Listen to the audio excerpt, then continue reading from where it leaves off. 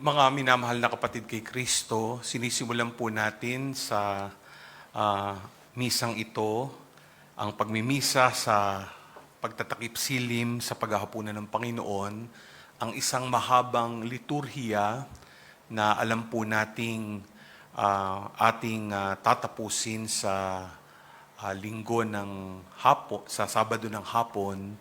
Ito yung sinasabing bihilya ng mga bihilya o yung Easter Vigil, no? Yung ating magdamagang pagdiriwang ng Pasko ng Pagkabuhay. At alam po natin na katulad nung nakaraang taon, nandito po tayo sa isa na namang sitwasyon na hindi po tayo makadalo ng normal sa ating mga simbahan, sa ating katedral, at sa ating live streaming ay dapat kahit papano ay makontento, dala nga po ng problema ng mataas na infection rate ng COVID-19 sa atin pong mga pamilya at pamayanan, no, sa ating buong bansa. Nais kong tignan ang bawat yugto ng pagdiriwang at maunawaan itong ating selebrasyon sa diwa ng taong ito, Year of Missio Agentes, na alam po naming may temang Gifted to Give. At siguro sa bawat yugto ng ating pagdiriwang, bibigyang diig ko ang paliwanag sa maituturing nating tatlong handog ng Diyos sa atin. Tatlong handog ng Panginoong Hesukristo na magpapalakas ng loob sa atin sa gitna ng pandemyang ito. Handog na hindi dapat naiiwan sa atin, kundi din ipinagkakaloob sa ating kapwa. At maliwanag itong unang handog na bibigyang diin ko ngayon ay yung handog ng Eucharistia.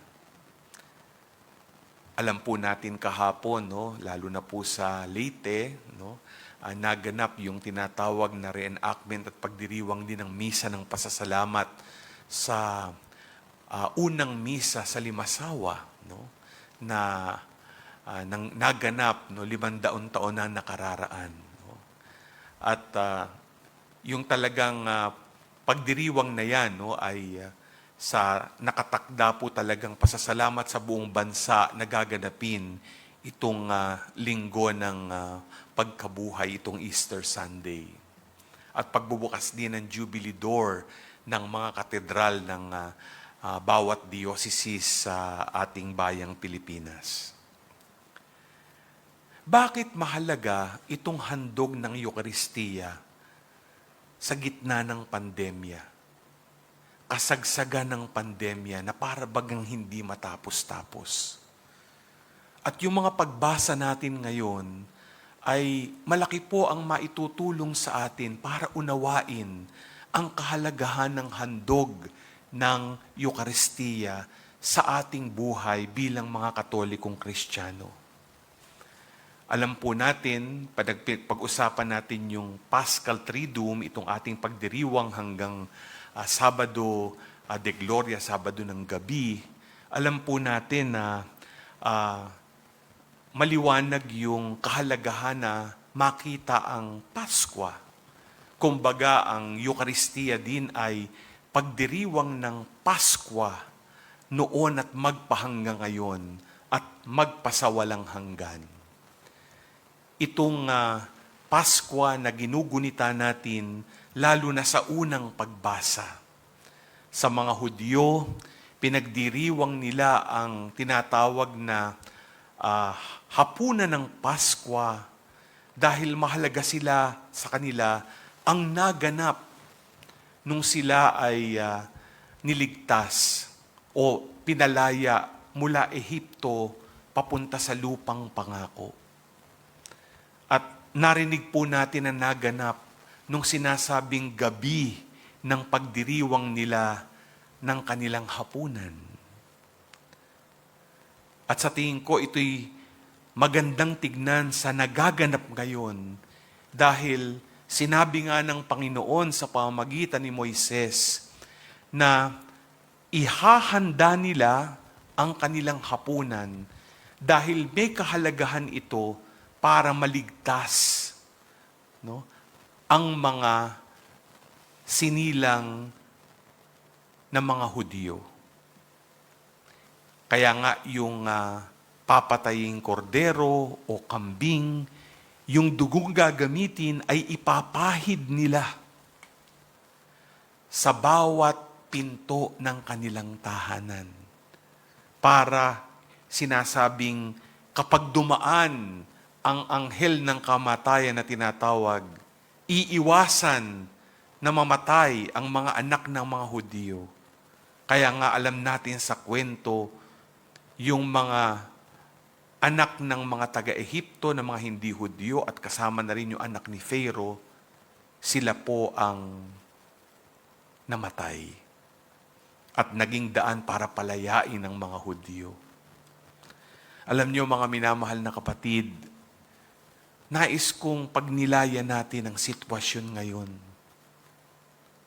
Last year, isipin po natin, totoo nag-lockdown tayo. Dumaan tayo sa maraming quarantine segments. At kahit papano, nagawa natin ang paraan na i-manage itong COVID-19 pandemic. Pero nabigla tayong lahat dahil itong nakaraang mga linggo, napakatindi ng pag-akyat ng dami ng infected cases. At kung babasahin nyo, ito'y siguro hindi na iba sa inyo sa social media, ang COVID-19, dala ng kanilang mga variant, ay pumasok na sa kasuluk-sulukan ng ating mga tahanan, hindi ba? Kaya nga taman-tama, itong ating pananampalataya sa handog ng Eucharistia ay gagamitin nating pampahid sa ating mga pinto ng tahanan. Kayong mga nagdiriwang online ngayon, kayo na sumasama sa ating pinakamataas na panalangin, itong inyong pakikilahok at pagdiriwang ay pagpapahid sa inyong mga pinto para protektahan tayo laban sa COVID-19. Ang pinapahid natin ay ang dugo ng kordero ng Diyos, ang dugo ni Kristo. Ito'y dapat nating sampalatayanan. At magandang makita at iugnay yung naranasan ng Panginoon sa kanyang pag-aalay ng kanyang katawan at dugo. Sinasabi nga, ito yung handog ni Jesus, hindi lang sa kanyang mga alagad, kundi sa ating lahat sa buong simbahan. Yung sinasabing huling hapunan, diyan nagsimula ang lahat. Diyan naganap ang pundasyong handog ng Diyos sa atin. Ang handog ng kaligtasan. At kung anuman ang pagdiriwang natin 500 taon na nakararaan, mas nauna pa yun. At mapalad tayo dahil nadala sa ating bayan, sa ating isla. At tayo na ngayon ay nagpapasalamat sa Diyos, ay naghandugan ito upang palakasin ang loob natin sa gitna ng mga pagsubok ng buhay, sa gitna nitong pandemyang ito. Lalo nating mauunawaan ito sa pagdiriwang ng hapunan ng Pasko. At alam nyo ba, siguro hindi naiintindihan to ng lahat. Magandang balikan natin kung paano nga ba naghahapunan ang mga Hudyo sa pagdiriwang ng Pasko. Alam niyo sa mga Hudyo, mahalaga yung tinatawag na kopa. Ewan ko kung kayo'y nakaranas na ng isang sit-down meal na medyo formal, mapapansin nyo ba? Marami ding mga kopa. No? Hindi lang isang baso. No? Merong sinasabing kopa sa alak, may para sa champagne, maraming kubiertos diyan, hindi ba? Maiintindihan nyo ang sinasabi ko pag sinasabing formal dining, nakaranas na ang ilan siguro sa atin. Sa mga Hudyo, may mga ritual. No? At ito'y mababasa sa Haggadah. Ang tawag nila dito sa ritual na ito ay Seder. At magandang makita na doon pala sa kanilang Seder o yung paghahapunan na paghahanda, merong 4 na kopa. Dito natin mauunawaan ang simbolo ng kopa, lalo na sa dinaanang misteryo Pascual ni Kristo. Ito yung sinasabi nga, no, na sa ikalawang pagbasa, sabi ni San Pablo, hindi lang tinapay at alak, kundi yung kopa ng pagpapala na ipinagkaloob ng Diyos sa atin. Na nagaganap araw-araw ang misteryo Pascual sa bawat pagdiriwang ng Eucharistia. Pero sa dinadaanan nating pagsubok ng pandemya, balikan natin ang nangyari kay Kristo sa hardin ng Getsemani. Nung siya talaga'y nagdarasal sa kanyang ama, sinabi daw na para siyang pinagpapawisan ng dugo. Ano yung kanyang sinabi? Sabi niya sa kanyang ama, Panginoon, parang awa mo na, ama ko, pwede bang itong kopang ito ay lumampas? Pwede bang laktawang ko ang kopang ito?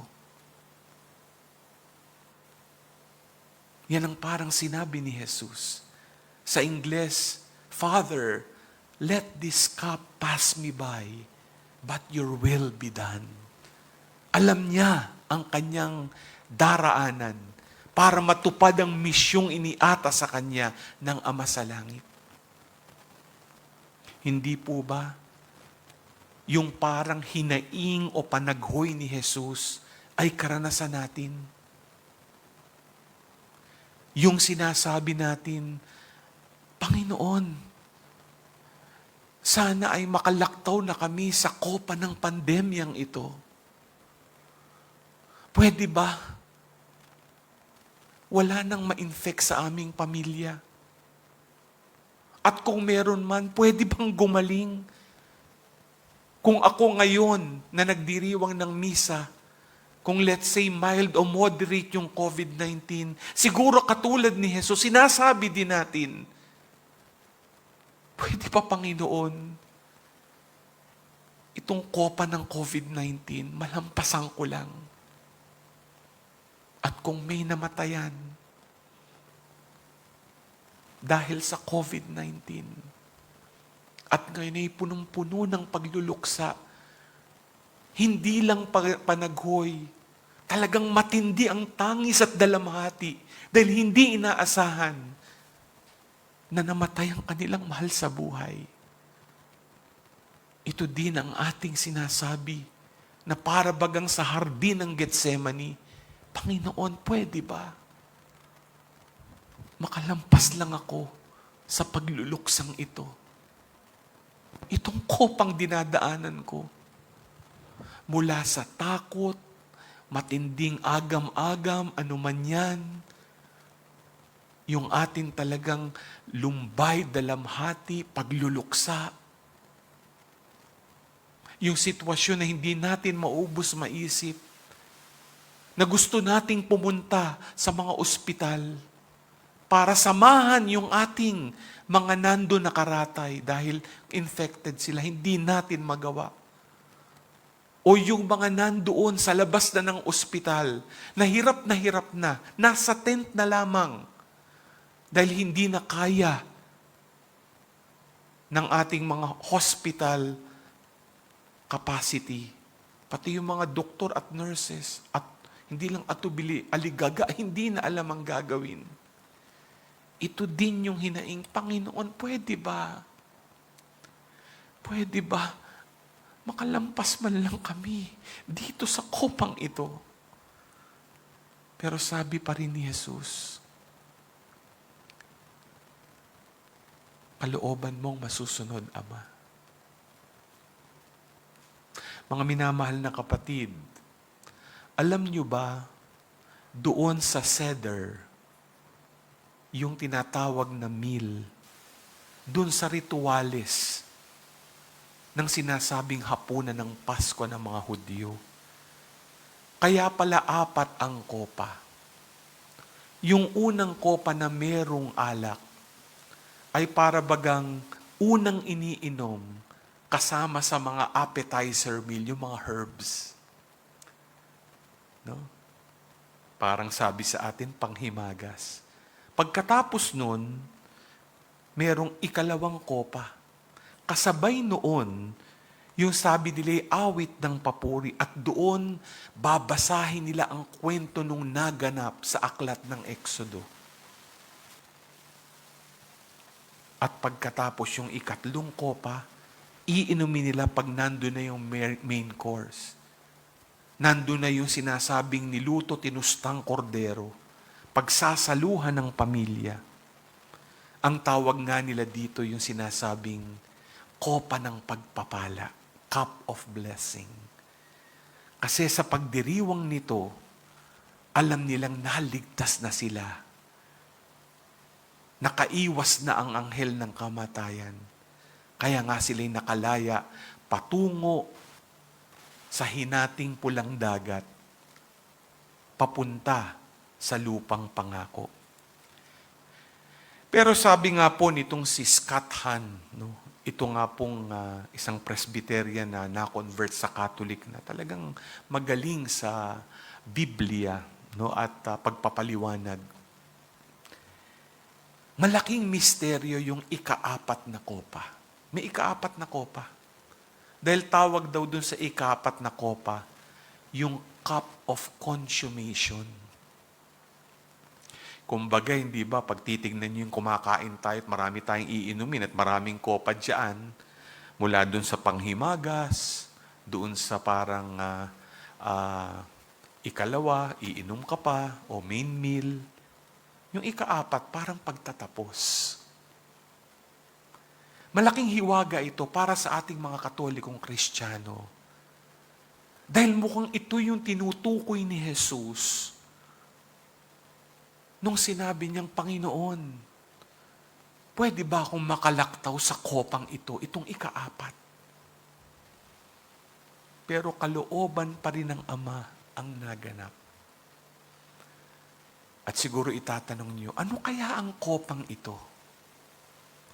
Sabi ni Scott Hahn, at maganda yung pagliliwanag, nung si Jesus ay nakabayubay sa krus, babalikan ninyo sa mga ebanghelyo ang naging paliwanag. Sinabi ni Jesus, ako'y nauuhaw. At may pinainom sa kanya, dapat tubig, hindi ba? Pero parang suka, na hindi napatid yung kanyang uhaw. At pagkatapos niyang nainom ito, sinabi niya, Consumatum est. It is finished. Naganap na. Naganap na ang aking misyon. Mga minamahal na kapatid, sa ating ebanghelyo, hinugasan ni Jesus ang paa ng kanyang mga apostol, larawan ng Eucharistia. Kakaiba sa ebanghelyo ni Mateo, Marcos at Lucas, ito'y katangi-tangi kay Juan. Dahil doon, ang pagpapakumbaba ni Jesus at pag-aalay niya ng buhay ay pinakita niya sa kanyang pagpapakumbaba at pagpapakababa. Nung si Jesus ay nakabayubay sa krus at sinabi niyang naganap na, naganap na rin ang kanyang paghuhugas ng paa. Ang lubusan niyang paglilingkod sa atin para sa ating kaligtasan. Maganda pong isipin itong malaking handog ni Jesus sa atin ng Eucharistia sa maraming pananaw. Pero hindi ba, pag-isipan po ninyo, sa pagdiriwang natin ngayon ng banal na misa, itong misteryo Pascual ni Jesus, hindi ba sinasabi ng Panginoon sa pag-inom niya ng ika-4 na kopa, the 4th cup, naganap ko na para sa inyo. Ano man ang dinadaanan niyong hirap, pasakit, tangis, lumbay, dala ng pandemya, naunahan ko na kayo. At kung naman dinadaanan ninyo, huwag niyong isiping kayo'y nag-iisa. Habang dinadaanan natin ito, buhay na buhay ang Eucharistia at patuloy na iniinom ni Jesus ang ika-4 na kopa. At sinasabi niya, tinatapos kong lahat para sa inyo.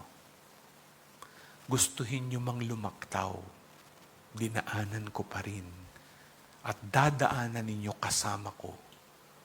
Dahil katulad ng sinabi sa Ebanghelyo, atas niya sa kanyang mga apostol at sa atin, ang ginawa ko'y gawin niyo rin.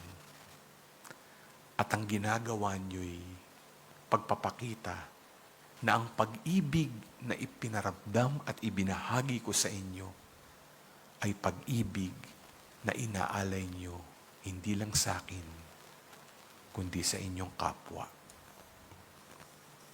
Amen.